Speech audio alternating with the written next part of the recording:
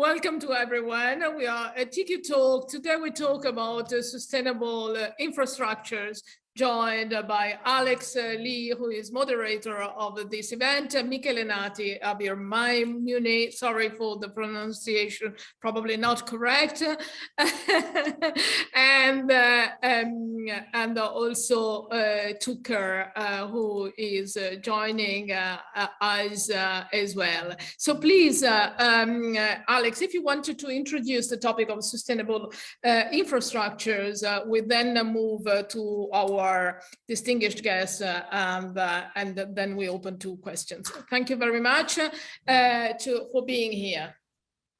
Okay, thank you, Laura. Thank you for attending for today's fantastic event. We are going to talk about the timely matter about the sustainable infrastructure, really important for our planet and our economy and our society. Okay, so without any delay, I will share my screen to show something, then I'm set the stage. Okay. Okay, so I'm going slide show. Okay, so today's talk will be related to SDG 9, Sustainable Digital Development Goal number 9 related, and then ultimately we are interested in we will meet the goal. So that so we need to cover many different aspects of the sustainable infrastructure. So we place some agenda, but maybe it could be like more. There is a more like the agenda can be coming out. So we want to know about the sustainable infrastructure, and then what is meant by they can be climate change resilience, and then also like some energy infrastructure we call like critical infrastructure for the society, and then also how we make this secure, and then also we want to about the technology how technology can support to develop of this sustainable infrastructure. So especially for the digital technology, it will be a critical role. And then most important is how actually finance this is the most critical and important factor. And fortunately, we have two like distinguished speakers, expert from this area. And then also like a best practice infrastructure development project. And then also that we have like 3 speakers actually representing 3 continents. This is fantastic because Michael Lee in Europe, and then TiiQu in the North America, and the Abir in Asia. So we can hear from them about in a regional aspect of the sustainable infrastructure development. Okay, so I'm not going to talk about all the detail about our distinguished speakers, but you already shared this. So I'm going to like coordinate their individual speaking. So they will have a keynote type speaking and also presentation about some specific topic they have expertise. So Michael Lee will be the first, and then TiiQu will be the next, and Abir will be the final. Okay, so I will set the stage, and then I will explain in general to cover what today's topic. So we talk about the SDG 9. So you see that here that the sustainable development goal has 17 goals, right? And then so 9 is related to sustainable infrastructure, but they are all related because sustainable infrastructure is for what? They are for the people, right? And they are for the society, right? They are for the economics, and then other topics cover all the related sustainable infrastructure for, like for example, no poverty for people, and then also like a zero hunger for the people, or some of you know about environmental issues, and then how you develop economic growth. So the sustainable infrastructure is a fundamental building block to support this UN's Sustainable Development Goals. So this is the most important part. It's a fundamental building block for achieve your goal in the Sustainable Development Goal up to the year 2030. Right? So with respect to this UN's perspective, that what is meant by sustainable infrastructure, so that sustainable infrastructure should be sustainable. Yeah, sustainable means that increase resource use efficiency, as you know, like a circular, they may be like a supporting circular economy, we know about in sustainability and ESG. And then also like environment, clean and environmentally sound technology and industrial process. So they are quite sustainable for the what? For the like environment, for the like technology, and then for the industrial development, like economics. And then they should be like a resilience, right? So resilience means that we know that the COVID-19, so the future is uncertain, right? So all kind of the risk are surrounding this infrastructure, and then they should be developed, designed and developed and managed. And they should be resilience for the uncertain risks. For example, climate change is the most important factor, and the natural disasters.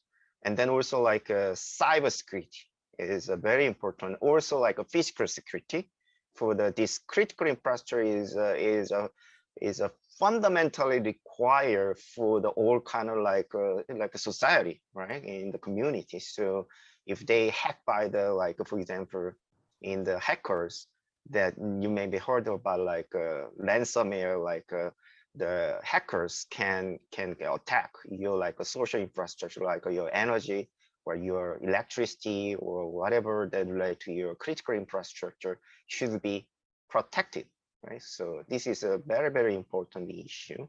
And the inclusive, right? Inclusive means that the inclusive means that the inclusive for the like what?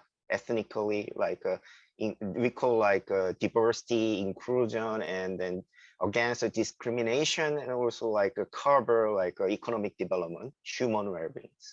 So and then also should be affordable, right? Because this should be public service, so they are public goods, and they should be served for the people, society.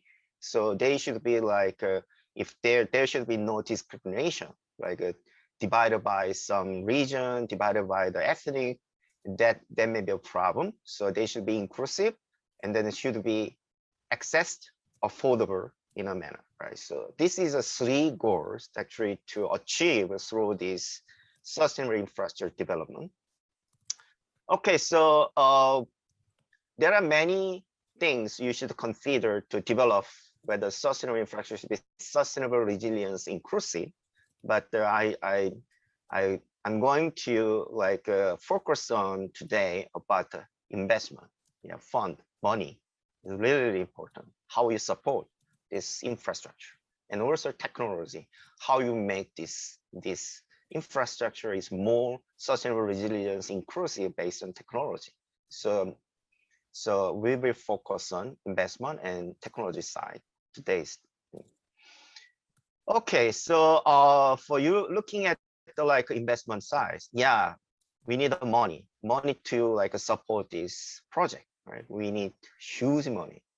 And for example, that we have like in the worldwide green bond market. So green bond means that this is the one actually for the future project, you can issue some bond, and then you can raise a fund for the like a future return, and then people's or invested for this fund. And then unfortunately, the less than 1% only used for this kind of sustainable infrastructure development. So this is well lower in a like a development for the sustainable infrastructure. And then you can see the like infrastructure investment, usually there is a huge gap that to achieve this UN sustainability goal. And then what the like money to support is we have like a $6.6 trillion. We need more, right? So can fill the gap. So that's an issue. So for example, in the European nations, they have like a collaborative effort to to support this like a initiative. So for example, is a fast infra is like a finance to accelerate the sustainable transition infrastructure initiative is to aim to close the $1 trillion sustainable infrastructure investment gap, like a 6.3 trillion gap. And then this is heavily also discussing like a global, like a forum, like for example, like in the World Economic Forum, like a type. And then this is a global concern about it. And then unfortunately in Europe, there is some initiative to like collaborate to attack this problem. And then this is ongoing. And also in the North American side, like for example, United States, yeah, is President Joe Biden actually he initiated this like a bill, and then finally it is like endorsed in the Congress. So you see that like $1.2 trillion is a huge amount of money will be spent for this building the sustainable infrastructure development. So you can see that like to make like a road and bridge and power system like electricity, and then also like for example the flight or the logistics or some teleportation, telecommunication or other area like resources, water and other like airport, the social system and the social infrastructure. The huge amount of money will be spent for this one. So it's a worldwide effort, but in the small scale also we need some effort like TiiQu, and we are like the like expertise in like investment side. Actually, we need more have effort to how actually the support this development. And then also here is one actually the what kind of technology can support. Yeah, is we need like a huge innovation and technology to support this sustainable infrastructure enabler. For example, that the World Economic Forum have some initial like infrastructure 4.0.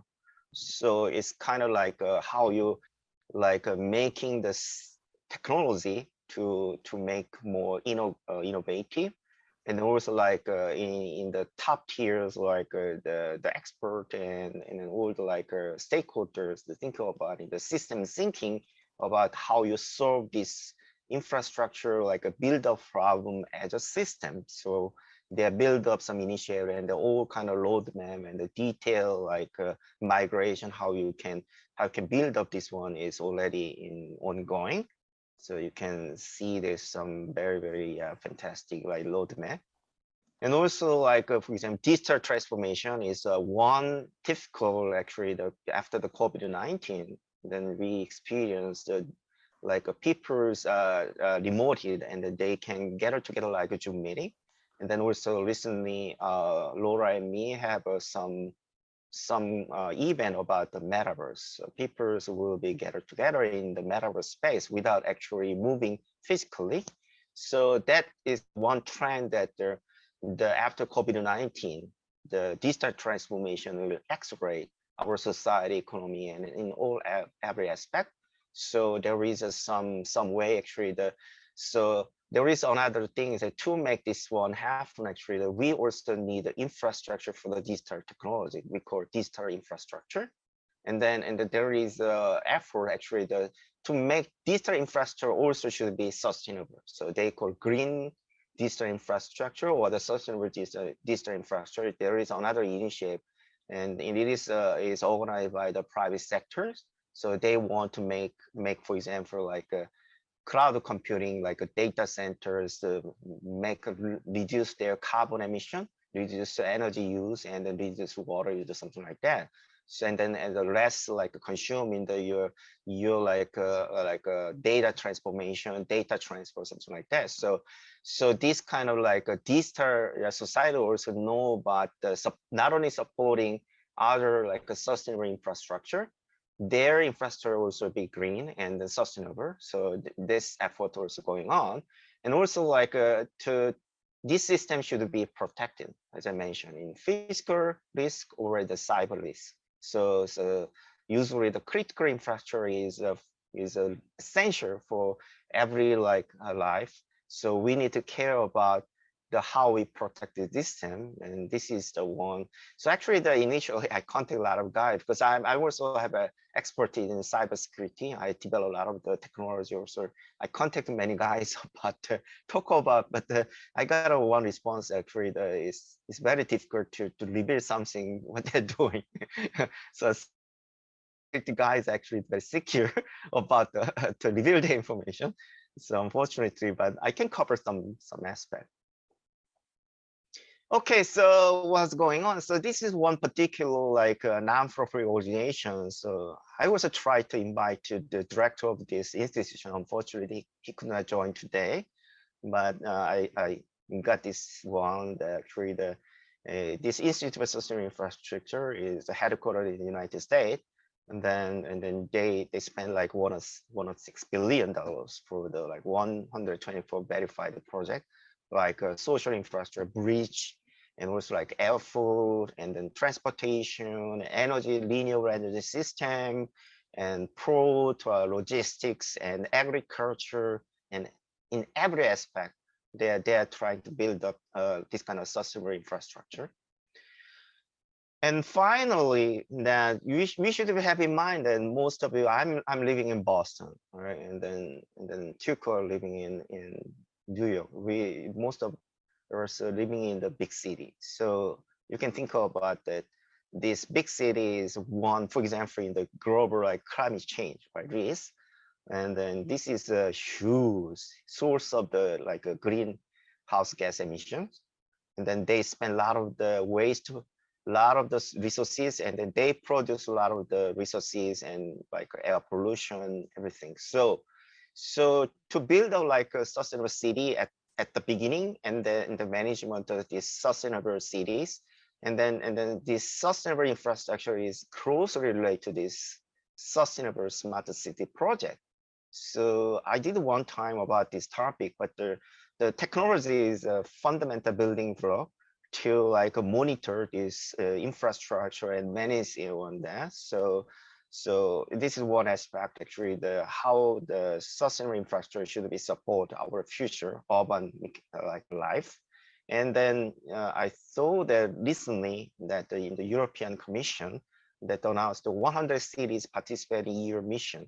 So climate neutral smart cities. So they want to be sustainable cities.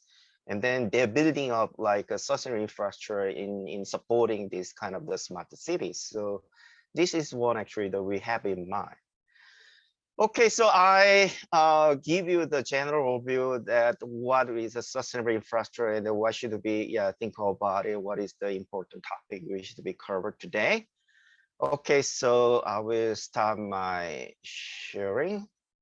So now we will start for individual speakers to join, and then they will give their like insight about the sustainable infrastructure. So we will start from Michael, Ali, and then after the TiiQu, and then Abby will talk about it. Michael, can you start? Okay, yeah, let me share my presentation one more time.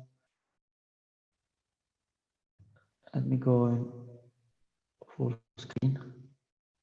Okay, it's too slow now, the laptop, I'm loading it.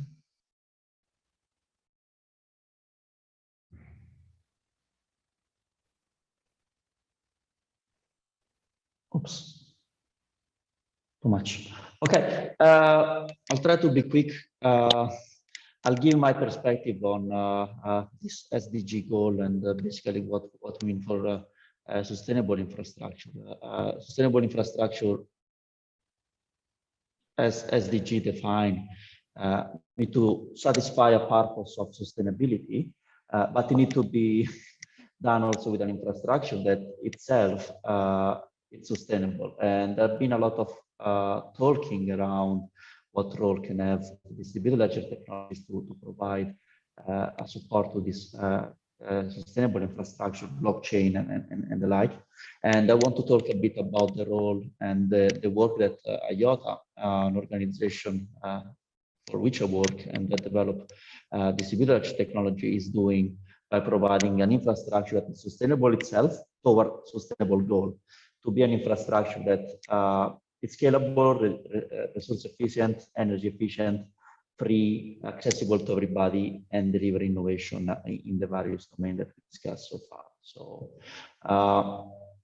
when we talk about sustainable infrastructure, we need to rely on technology and need to be developed in a more inclusive way, sustainable way. So where sustainable means both that the technology can sustain itself, it doesn't add cost to the infrastructure, and on the other hand, it's accessible to others to many. So basically, we are looking for a decarbonized economy where technology needs to be carbon neutral and help reverse the effect of human climate change induced action. So basically, like I said, the infrastructure itself, if we want to deliver sustainability, need to be sustainable, need to not add too much energy consumption to the overall system and infrastructure. So need to be an inclusive technology, which means that need to open up new horizons for innovation, need to be accessible to everybody. So we can put a price for entrance in using this technology. We also need to design solutions that basically help everybody to benefit from the innovation that technology can bring. And of course, if you talk about digital innovation, we need to be sure that this new sort of users, so we want to be more and more inclusive, are not basically sacrificing any of their, and basically the privacy for their data is maintained, so when they're shared. We think that distributed ledger technology or blockchain can play a role in this domain, but not all of the blockchain have the same impact in developing and delivering sustainable infrastructure for SDG goals. But the technology we develop, we think that has some of these underlying, let's say, principles to contribute to this. And we develop a technology that's scalable and energy efficiency. Most of blockchain and DLT have introduced unprecedented security and privacy, but they do at a cost that is very much led to energy consumption of the protocol on top of that. So we try to change this with IOTA. So with a new wave of decentralized distributed ledger technology and blockchain. So we need to have, let's say, basically a technology that is built for everybody, accessible to everybody. Like I said, it needs to be driven by open source development and be also fearless and inclusive. So most of the blockchain now we know they have a cost for entry. So even for be part of the network itself, but also for using it. So the fees that you have to pay basically to issue transaction on a ledger, on a blockchain, might prevent many people to use it. And again, need to be inclusive, need to protect whoever is using this technology. So without going into the details, there are different technologies, blockchain. So, you know, blockchain means chain of blocks that requires energy expenditure. There are different ways to achieve consensus. IOTA does in a different way, but achieve the same properties and introduce lack of fees and low energy requirement for the technology itself. The consumption is very much lower than blockchain.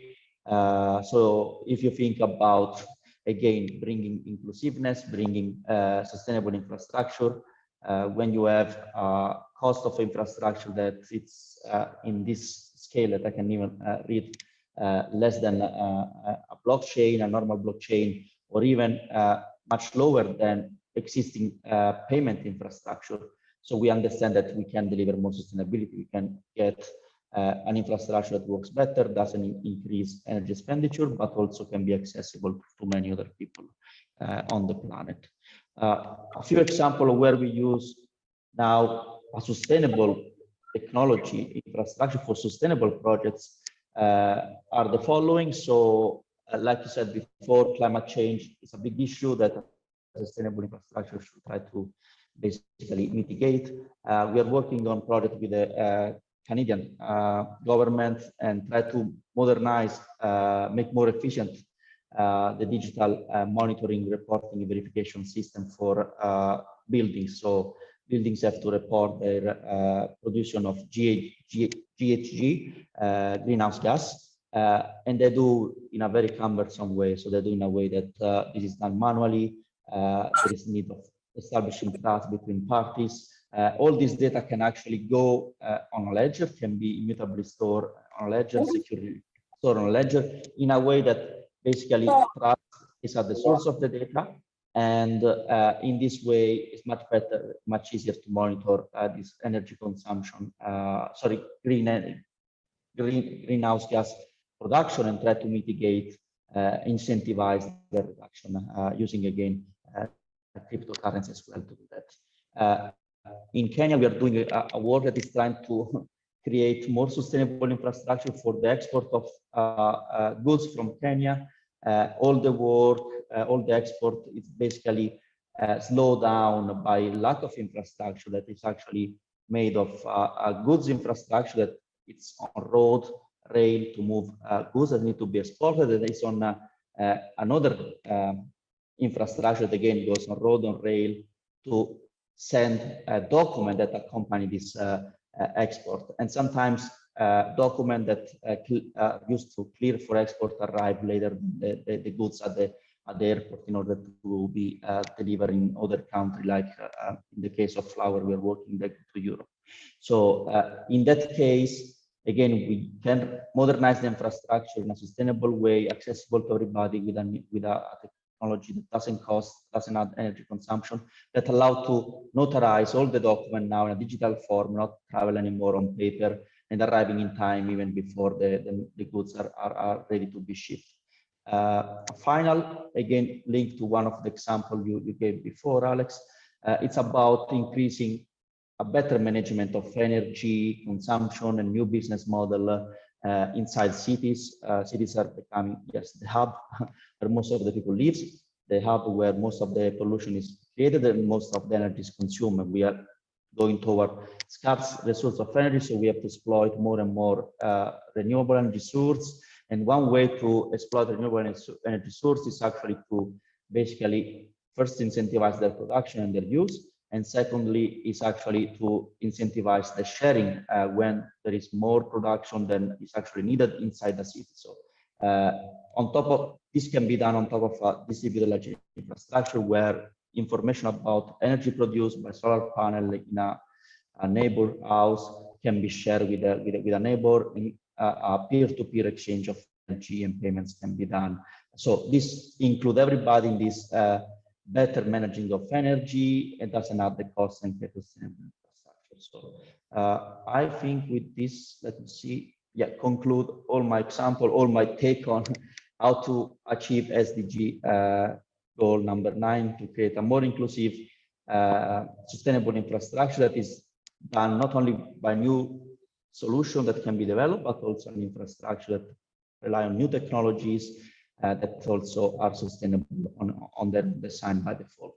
So that's my talk, and hopefully we can dive into some questions later. Oh, thank you, Michael.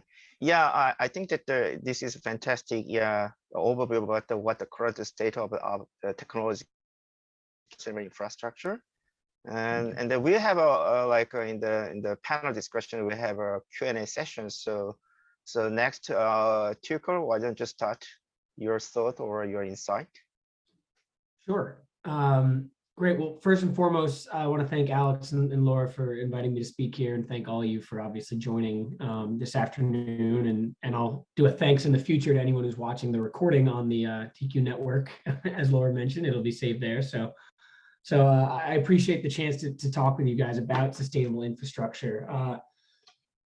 First and foremost, as Alex explained a little bit, and you saw in my speaker description, my name is Tucker Prewar. I work for a firm called Flat World Partners, and we're an impact or sustainable investment advisory firm.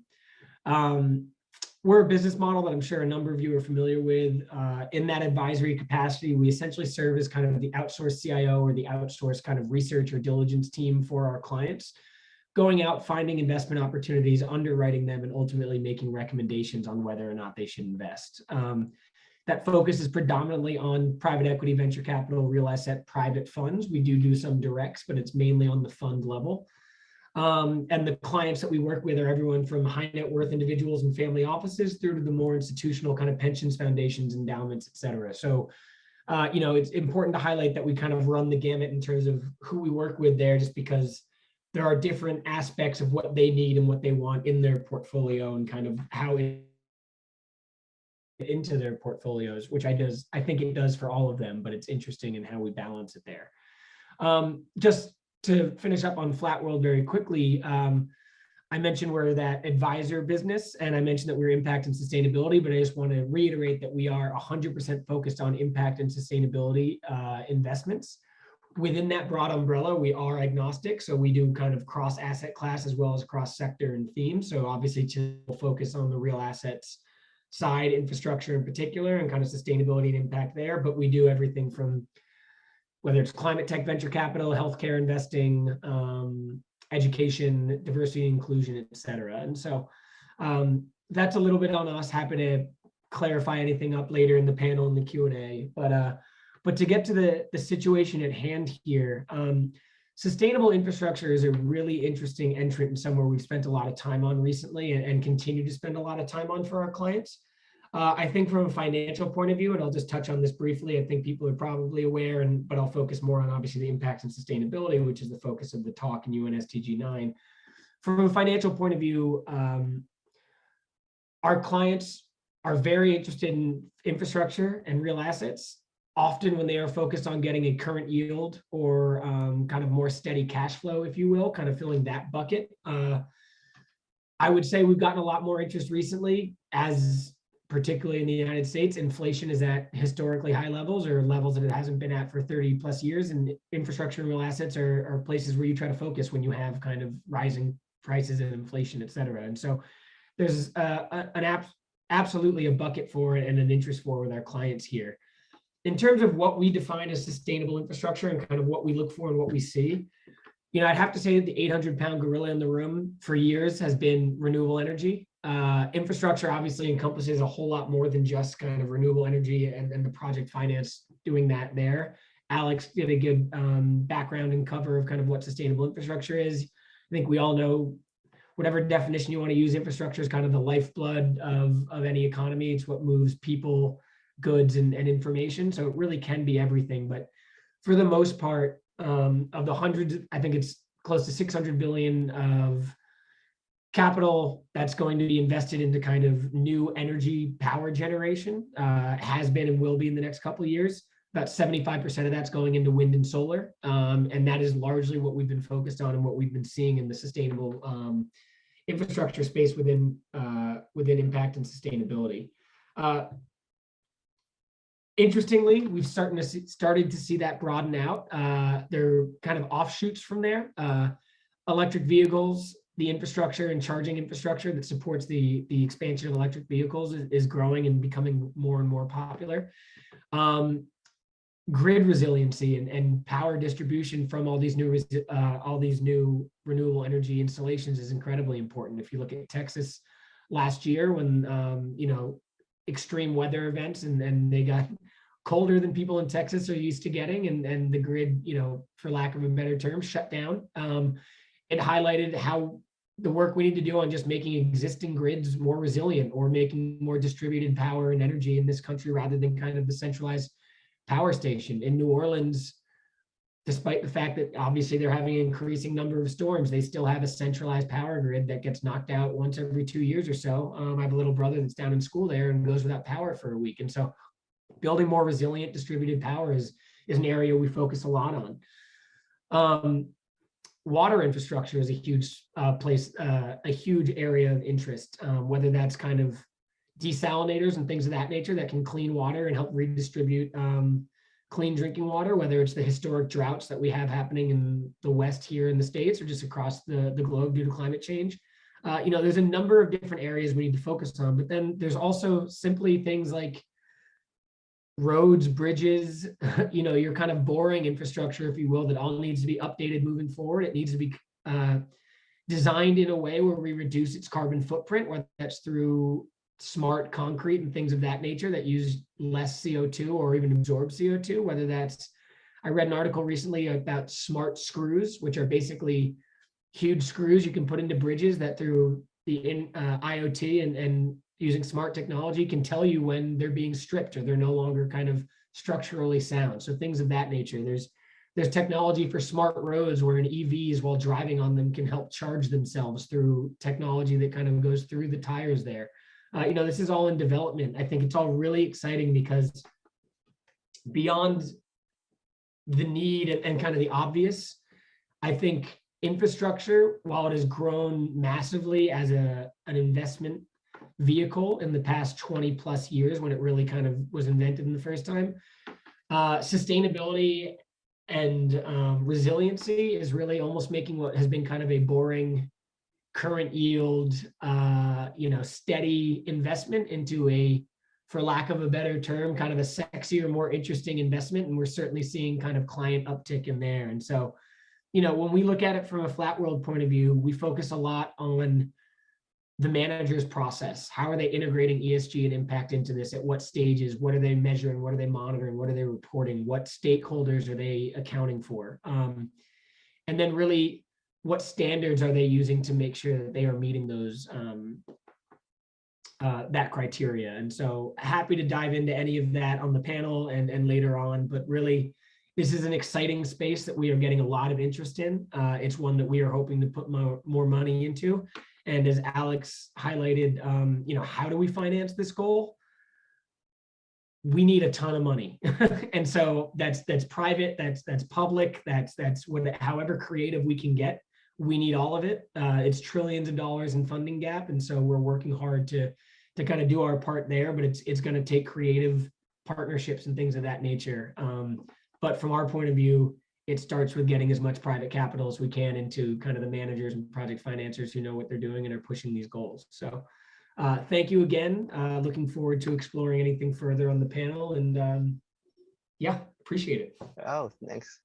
Thanks, TiiQu. Yeah. I thank you for your great insight about how we can actually finance the sustainable infrastructure, because usually you mention about impact, impact have some meaning, whether, for example, in the traditional ESG sustainability funding, actually there is just something in the generally they assume that if you invest in ESG sustainability, they will also improve your for example, profit and revenue in assumption, but generally it was not. So there are a lot of issues about whether actually the ESG sustainability, the implementation in the company or in some of your portfolio will be really give you a return. But the impact investing is somewhat different because they are more not just for the profit, but also a concern about the society and people. So their estimation and value is somewhat different, not just for the revenue or the monetary return.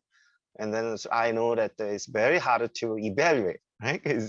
Measure this impact, right? So I also experienced that aspect. Yeah, it's very interesting. I'll just address that very quickly, and then I don't want to take up Abir's time. But ESG and impact, to kind of oversimplify, and almost the way we try to classify it is, ESG is kind of best practices. How are we creating the cleanest, most sustainable kind of best project that we can do? And that's, are we getting environmental phase 1 studies done? Are we accounting for biodiversity? Are we accounting for the communities we're building this in and make sure we're not kind of adversely affecting anybody?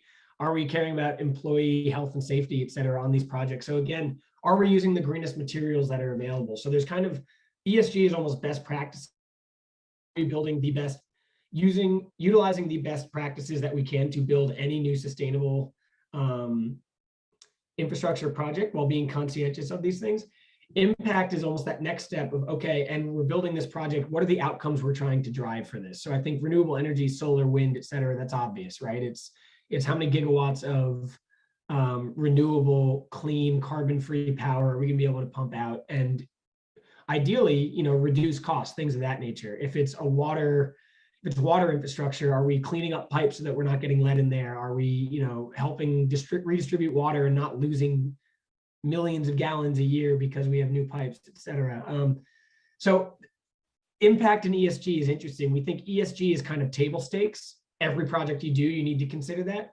Impact, you really need to go into the materiality of what the actual project is and then figure out what can we measure, what's most important, et cetera. So apologies, I know I was done. This is fantastic. And then also you have a mention about the energy infrastructure is important. And then we not experience like resilience of the energy infrastructure by the Russian and the Ukrainian war, right? Because Russia,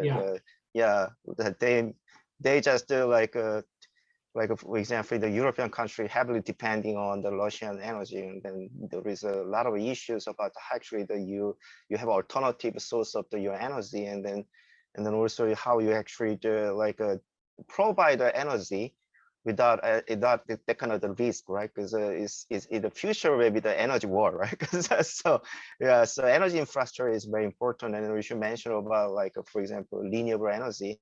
And then there was a lot of activities like RE100, like renewable energy 100%.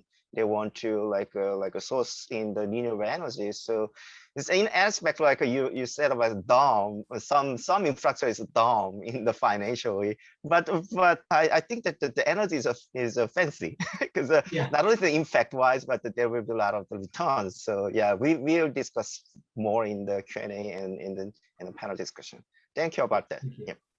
Okay, so finally, Abir, could you share your aspect, especially we are very interesting, you are in Asia, so what the regional aspect of the sustainable infrastructure? So can you share your thought and insight? Sure. I would like to keep it simple as many of the audience are here not specialized. So I'm Abir Maimuni. I'm working in a private commercial bank in Bangladesh.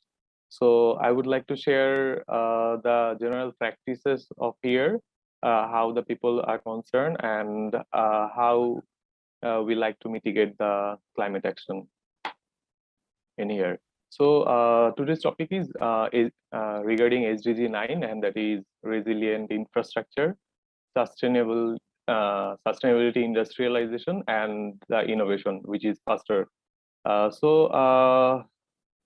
All of you will not understand the difficulties in third world countries general people face in here, because we all faces the difficulties like getting a good job, paying attention to our families, making a work-life balance, and those stuffs like that. But if you would not understand even the scarcity of clean water, which is not accessible in third world countries, in many part of the third world countries. So apart from doing those jobs, if you need to fight for clean water to cook your food and get feed in the clean water, so it would be very difficult for us.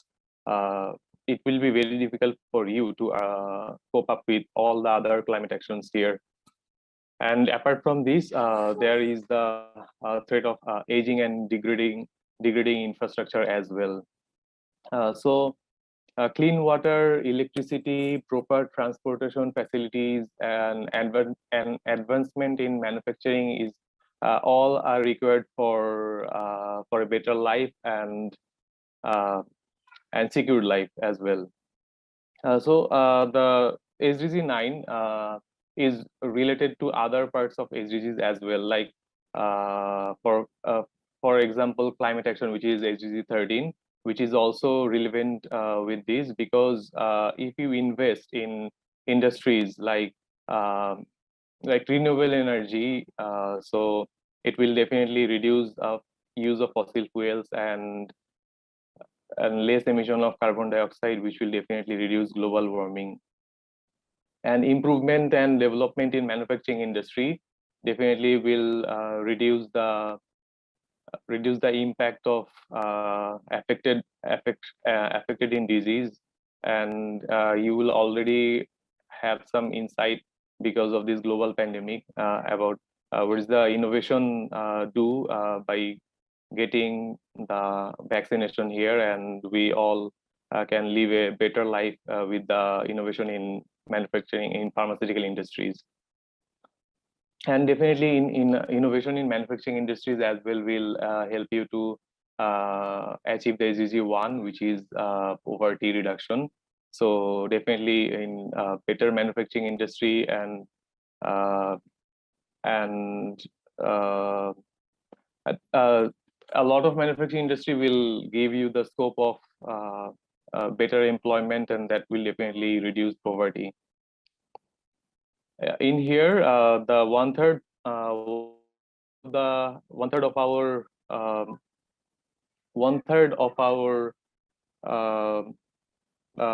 what would I say? 1/3 of our country's GDP falls under industry.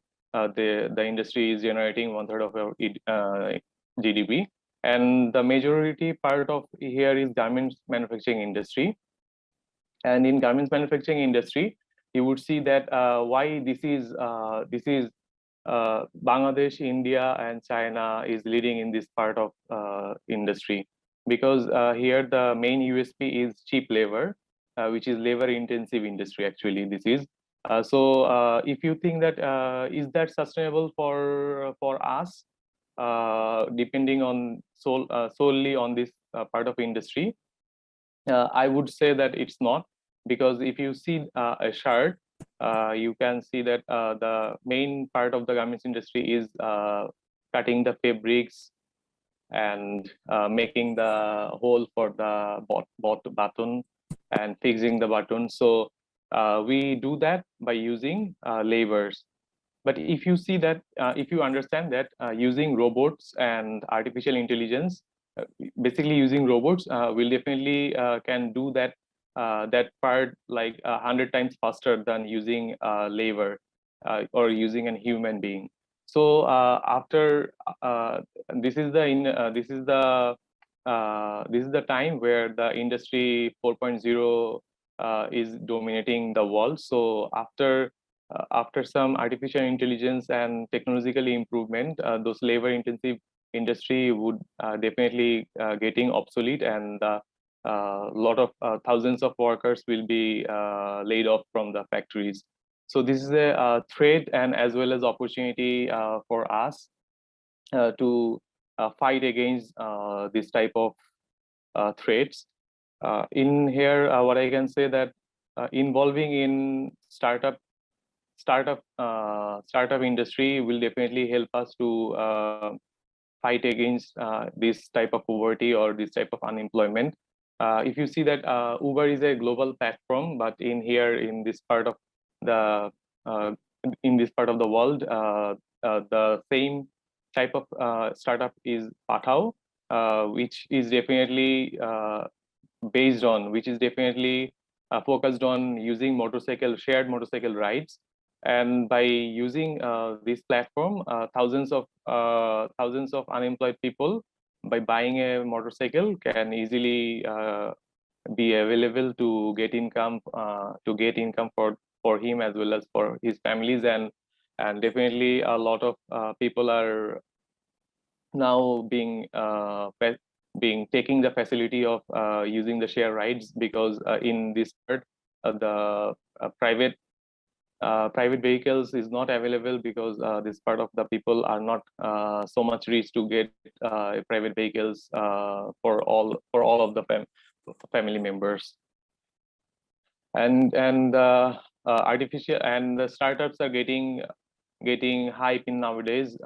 You can see that ByteDance is an artificial intelligence startup which is based on China. The TiiQu is a part of their initiatives. Stripe is a fintech startup which is based on USA, and Revolut is a startup based on fintech which is based on UK. And we would like to share that motivating or moving towards more startups will definitely help people to get a better life, and definitely solve some unemployment problems in here.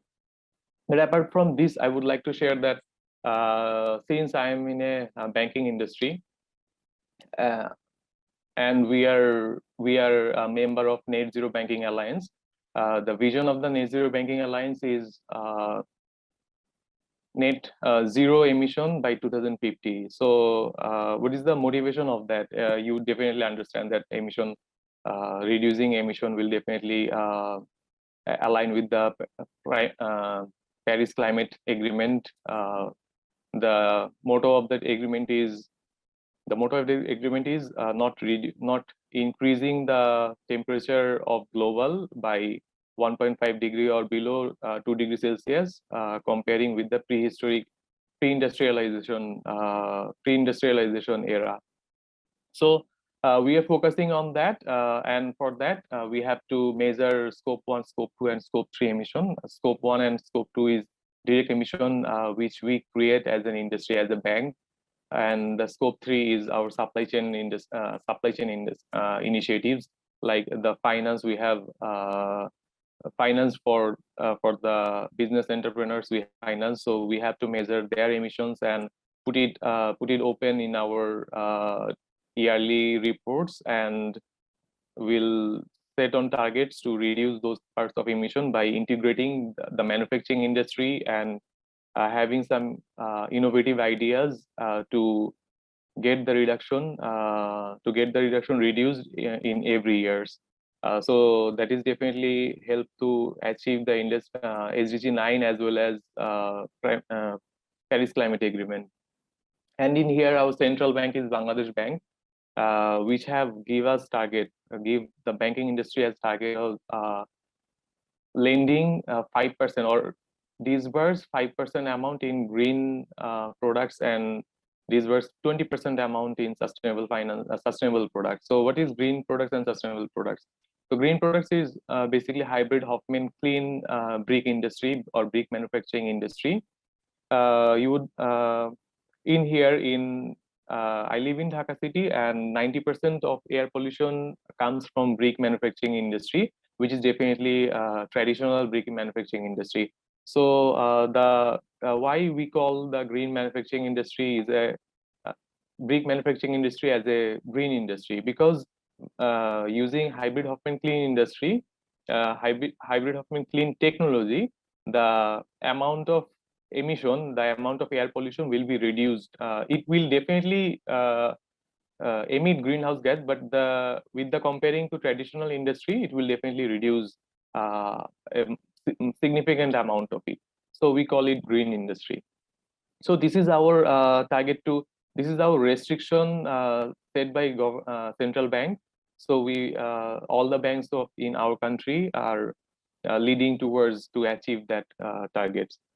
And I don't like to increase the time set for me. So this is all, but what I would that what you and as an individual can do a part to achieve that goal, because you have the power of buying sustainable products, groceries, and electric cars, and you would definitely heard by now that General Motors are targeting to produce all electric cars by 2025. So after that time, it will not produce any fossil fuel based cars. And also the Volvo has the target to get that target by 2030. So so those manufacturing industries are focusing or leading towards achieving net zero emissions. So apart from that automobile manufacturing industry, all other industries have to cut down their emissions to have a better world tomorrow. And that's all from me. Thank you. Thank you, Javier. Yeah, it's fantastic. I am very curious about, because I'm originally from South Korea, so I think that the government and the public sector's role is very important for this kind of like effort. But also I find very, very like interesting, because your institution is a private sector investment bank, right? Yes. Citibank, right? Because it was a fantastic like in the private sector investment bank is active role in your country to developing sustainable infrastructure. Yeah, that's a fantastic. And then also you mentioned about like a lot of the like leading role in the public sector bank like your central bank, like in the United States, Reserve Bank or some other like the public sector bank also have a very important role to supporting this like sustainable infrastructure development. Okay, so thank you for sharing your thought and insight. Okay, so finally, we are going to start our panel discussion. So all the speakers will be joining as a panel.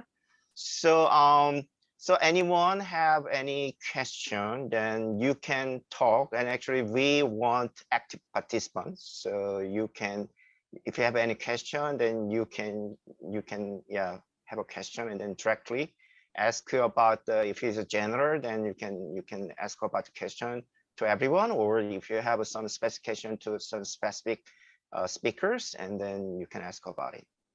Okay. I think Kofi has a question. Kofi, if you wanted to talk, just unmute yourself.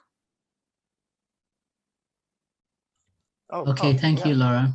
Oh, very good. Yeah, my name is Kofi. I live in the US, but I'm originally from Ghana. And I've been working in the utility industry for quite a while.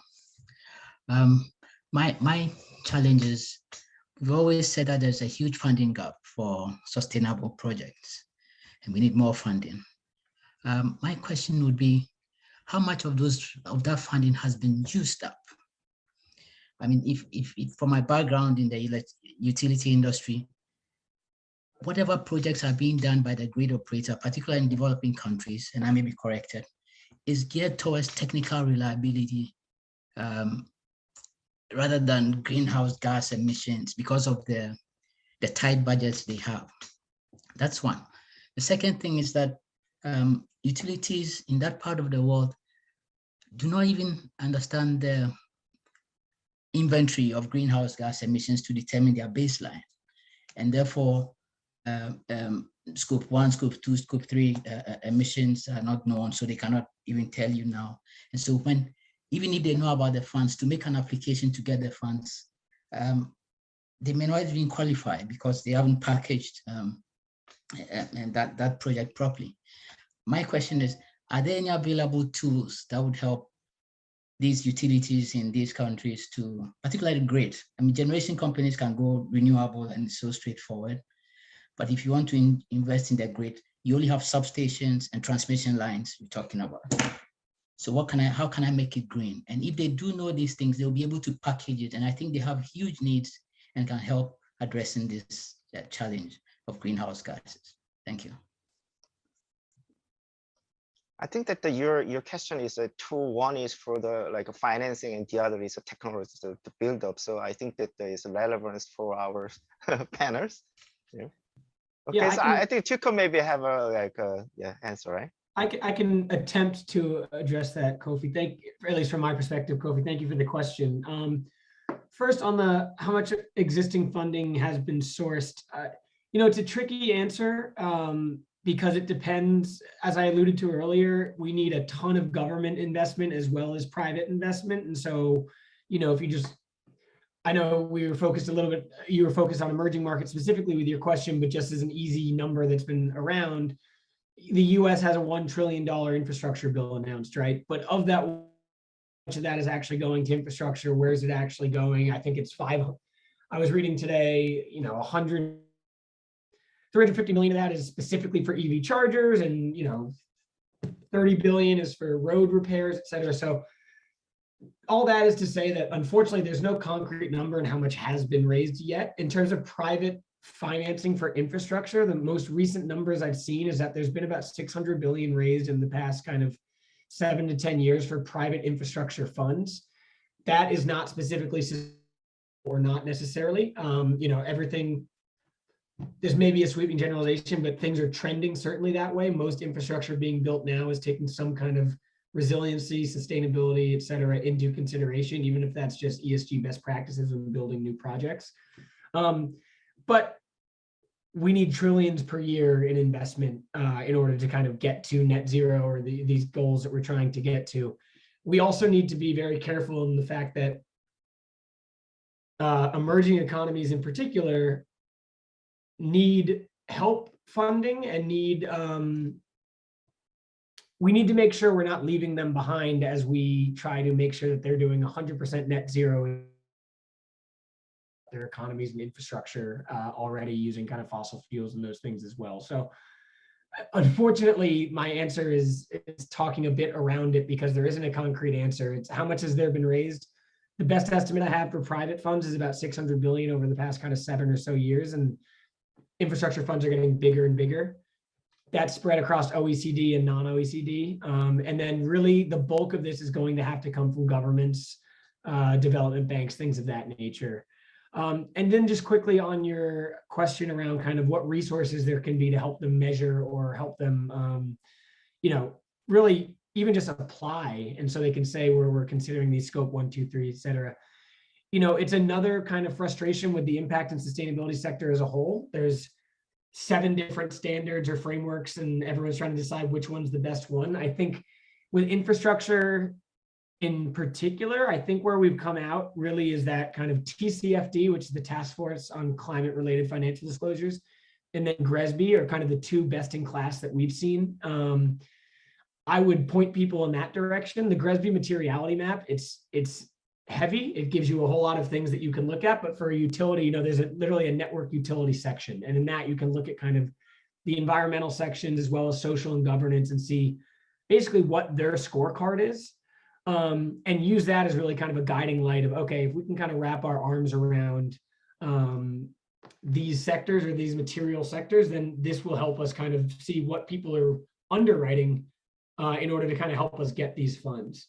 In terms of measuring greenhouse gases, again, if you ask 10 different people how they're measuring their greenhouse gases, you'll get 15 different answers, unfortunately. But one of the best, so it really kind of depends how you do that. I'm blanking on the non-acronym name right now, but WRI is one of the better kind of industry standards we've seen for kind of how you should measure and what best practices you should use for measuring carbon emissions. They do focus a lot on kind of public companies, but at the same time, they kind of break down some of that measurement for you. And then again, Alex alluded to this in his, but the FAST infrastructure, which was announced at 26, is more of a label that basically governments are saying this is sustainable. And so I haven't dug into that yet, but if utilities or things of that nature can get that label, I think a lot of investors who don't consider themselves experts will say, great, the label's on it, now we can work with them. So,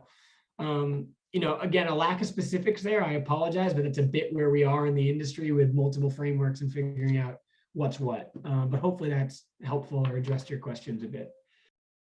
Yeah, and in addition to the TiiQu mentioned about some how to evaluate and measure your utility investment, there is a UN's SDG goal. They have actually developed own standard. Actually, the last year they published the impact measurement standards. So actually, I fortunately I got that idea, and then I get the initial draft, and then I did my webinar about the invite the actually develop the standard, and then that's one resources you can lean on because it's also closely related to like a UN SDG goals. So yeah, there is another information.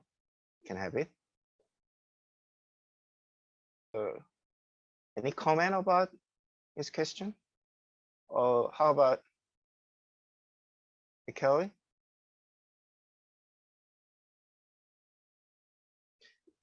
That I think that the because of the for example, like for utility is closely related to like a digital infrastructure. Actually, the Mikhail actually working on it because I'm also like have expertise in blockchain, and then IoT is one of the famous institution in starting in early because the reason is that the 2 aspects. One is like whether it's a blockchain is fast enough and then scalable enough to include all the the participant. For example, we are recently in a transition to the in the web 1, 2, and then we are in the web 3. So it's a completely decentralized internet, and then in the technology side we have a big a trend like metaverse, and the metaverse will be in the future with the open metaverse is interoperable all the like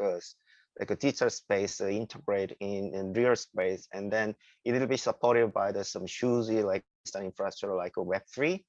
And then the fundamental building block will be the decentralized technology, and then IoT is one of the good a candidate to support their own. So then also we know that that kind of infrastructure have a problem with Bitcoin, huge consumption. So we need some greener like infrastructure like IOTA, but there is some pro and con, and then blockchain have some that kind of issue, but they can have some storage to record your transaction history, so they have some their own application, and then IOTA have a different technology, and then they can support other. But I think that in the grand scale that IOTA can support this kind of like utility infrastructure. So I want to hear from him. Yeah. No, that is true, and you're right. And until now, we had a very strong focus on data. So on be a ledger that allow this digitalization of business and existing infrastructure. So try to replace the trust that is established by organization now, and authority to be in between parties with a ledger, with a technology. So, and that was the reason why we tried to remove all the inefficiency that previous wave of blockchain had. So like the high energy expenditure, the fact that to participate to the network, you need to get some kind of incentives to pay, to have fees, and so on and so forth. So, I mean, that made IOTA very good to play that role at the beginning. So, and we are still playing it. So, help to digitize infrastructure in a way that the technology is much more accessible. So we didn't have that focus on payments, let's say, that generating value that other blockchain had, and that they failed to somehow support this other movement of creating a layer where data can be shared with trust. So, and like you said, now we are going toward more, let's say, inclusiveness, bringing everybody to be able to even define new peer-to-peer business model, to be part of the metaverse. And again, these are the principles that are needed. So a technology accessible to everybody. So a technology that, first of all, it's able to deliver also distributed decentralized identities in a way that are accessible to everybody. So again, there are no fees to access that. So I can have my digital identity. I can start to collect my verifiable credentials. So I can be basically owner of my own data. So this is most inclusive way of be part of internet, of digitization. So and the metaverse itself. So that's also one of our main point and main target. And of course, now we have to somehow try to also be able to basically abstract the physical world into the real world, and all this new wave of NFT, non-fungible tokens, something that we are looking at. But we still want to do in a way that the infrastructure remain, let's say, sustainable and accessible to everybody. So we try to do this in a way that different from other technology, again, doesn't add fees, doesn't try to, introduce this, make maybe people speculating on the technology, which is what we see now as well. But we'll rather make the technology useful for a better good or better use of the technology itself. So yeah. Yeah, thank you. Okay, so is there any other question?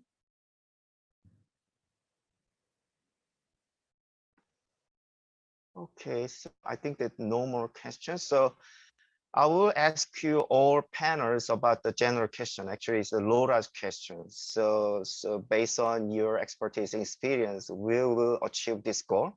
We will have a sustainable infrastructure by 2030. I want to hear from you and briefly about your like insight or your thought. Starting from Kelly.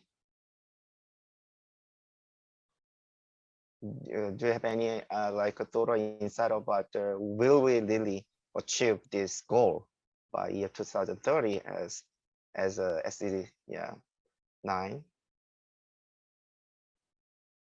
So will we make it or not? Yeah, you can just make a briefly your thought. You can like a yeah or no. I'm happy. Who do you want to go first? Sorry, I'm happy. Yeah, you can go ahead. Yeah. Oh, okay. Sorry, I thought you were gonna call on us. I don't know. Look, the short answer is no. By 2030, we won't have complete sustainable infrastructure, right? It's 8 years from now, and unfortunately not. I love honest people. Yeah, I think, look, who just to say the truth.